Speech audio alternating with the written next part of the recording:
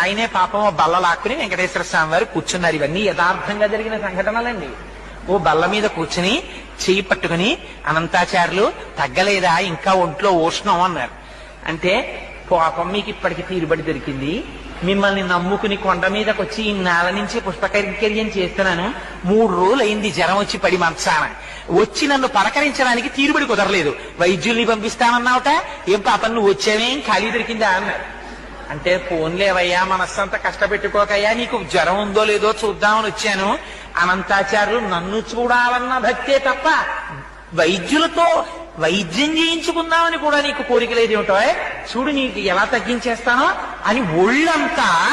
పాపం వెంకటేశ్వర స్వామి గారి వాత్సల్యం అంటే చూడండి, మనం ఒక్క అడుగేస్తే చాలు ఆయన 10 అడుగులు వేస్తాడు. ఒళ్ళంతా తడిమేర పడుకున్నటువంటి అనంతాచార్యులు వారిది. ఆయనకి జ్వరం అంతా తగ్గిపోయింది, లేచి నిలబడి కపాల కాళ్ళ మీద పడ్డారు.